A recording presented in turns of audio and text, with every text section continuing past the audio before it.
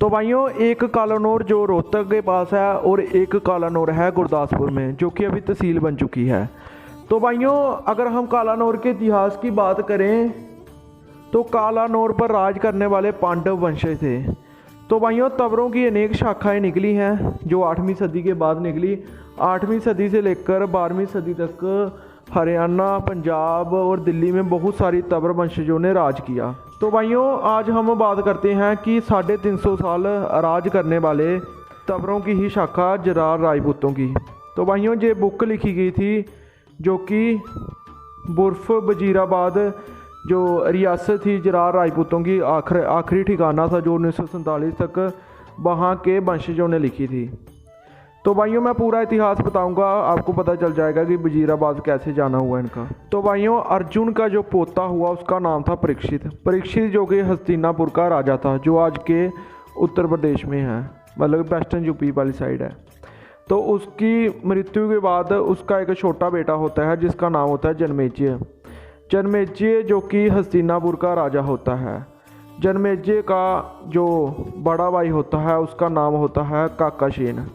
काकाशेन अपनी एक अलग रियासत बनाता है जो कि जिसका नाम था इंद्रप्रस्थ। तो भाइयों उसके वंश में एक राजा होता है जिसका नाम होता है राजा नाके राव। राजा नाके राव ने मतलब कि 8वीं सदी के शुरुआत में ही कालानौर को आबाद किया था। तो भाइयों इतिहास कालानौर का इसलिए भी अहम है क्योंकि जब पृथ्वीराज चौहान जी की जो लड़ाई हुई थी उसमें 150 राजाओं ने हिस्सा लिया था जिसमें राजा राव सेना भी थे। तो भाइयों राजा राव सेना का मेंशन भी किया गया है जिन्होंने थाने से जिसको आज तराइन भी कहा जाता है तो पृथ्वीराज चौहान जी का साथ दिया था मोहम्मद गोरी के खिलाफ युद्ध में। तो भाइयों मैं पूरी वंशावली बताऊंगा आपको। तो भाइयों जो राजा नाका होता है जो 8वीं सदी तक तवर राजपूत ही था, तो उसका जो आगे बेटा होता है उसका नाम होता है राजा जीर राव, जिसको कई लोग राजा जर राव बोलते हैं। राजा जीर राव के नाम से जिराल ट्राइब बन जाती है। जिराल बिगड़कर बाद में जराल बन जाता है। पूरी वंशावली पड़ी हुई है जो जिसमें बुक लिखी हुई है उससे।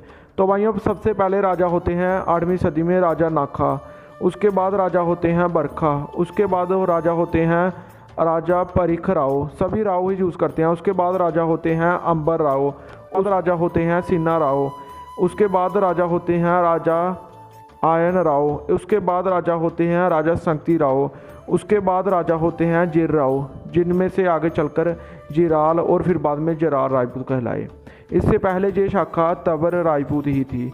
उसके राजा जिर राव के बाद राजा होते हैं राजा कोटी राव, उसके बाद राजा होते हैं राजा दाज राव, उसके बाद राजा होते हैं नानक सिन्हा, उसके बाद राजा होते हैं राजा साहब सिन्हा। तो भाइयों यही राजा साहब सिन्हा थे जिन्होंने मोहम्मद गोरी के खिलाफ युद्ध में पृथ्वीराज चौहान जी का साथ दिया था। लेकिन जब आखिरी युद्ध होता है तो पृथ्वीराज चौहान जी जब मोहम्मद गोरी से धोखे से हार जाते हैं तो वो कालानौर की रियासत पर हमला कर देता है गोरी। वो उनको धोखे से इस्लाम कबूल करवा देता है। तो इस्लाम कबूल करने के बाद जो बाकी पीछे जो पीढ़ी चल रही थी, ज़्यादा पीढ़ियाँ थी, कुछ लोग जो बच गए वो जम्मू और हिमाचल पंजाब की बॉर्डर में चले गए। उसके बाद जो राजा होता है और उसके कुछ बच्चे होते हैं वो राजा साहब सिन्हा जो राजा शेर अफ़गान कहलाता है वो रजौरी की साइड जाता है।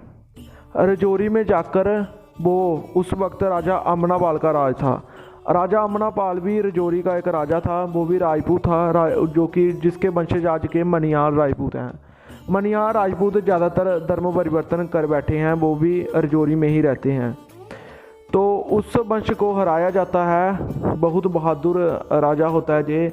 और उसके बाद 650 साल डोगरा राजपूत राज तक ये जहाँ राज करते हैं। इनका राज नौशहरा से लेकर रियासी से लेकर पूरे सब पुंछ तक फैला हुआ था। बहुत बड़ा राज्य था। नौशहरा में बहुत सारे किले इनके द्वारा बनाए गए। 18वीं सदी में जब डोगरों के साथ इनका कॉन्फ्लिक्ट होती है तो उसके बाद जब ये उनकी अधीनता स्वीकार कर लेते हैं तो तब जरार राजपूतों 3 जेलदार रियासी में बनाए जाते हैं और रजौरी में 5 जेलदार बनाए जाते हैं। तो भाइयों 16वीं सदी ने मुगलों ने इनकी बहादुरी को देखते हुए इनको मिर्जा टाइटल भी दिया था। रजौरी में ज़्यादातर जरार राजपूत अपने को मिर्जा ही कहलाते हैं। 1947 में बड़ी वादी में ये जहाँ से निकलकर पीओके में चले गए, जहाँ पर इनकी बहुत बड़ी वादी देखने को मिलती है और बहुत बार MLA भी रह चुके हैं।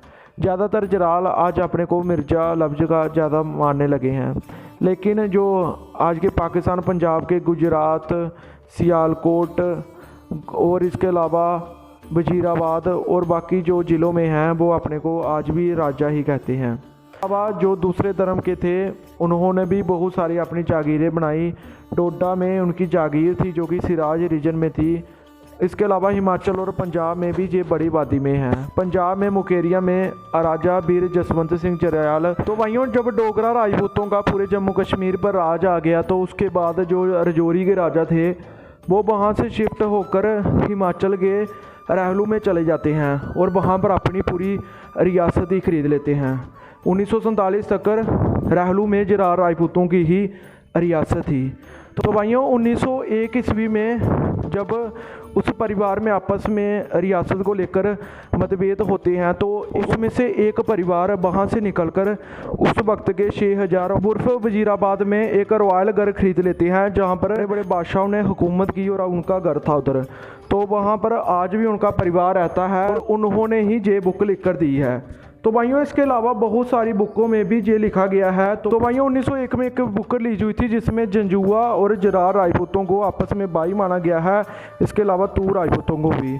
जंजुआ राजपूत भी 7वीं सदी के बाद ही तबर राजपूतों से निकले जिन्होंने अफगानिस्तान, राजा जयपाल जंजुआ जैसे बड़े योद्धा हुए हैं। तो भाइयों जरार राजपूतों की वादी पूरे सब कॉन्टिनेंट में फैली हुई है। हिमाचल में इनकी वादी ऊना और इसके अलावा चंबा, जवाली, कांगड़ा, जय सिंहपुर और एक बड़ी वादी हिमाचल, पंजाब और जम्मू के डोडा, रियासी, रजौरी में मिलती है। तो हरियाणा का कालानौर है वो एक अलग है। वहाँ पर रांगड़ यानी कि मुस्लिम पवार राजपूतों ने राज किया था और कोला पूजन भी उसी रियासत में किया जाता था।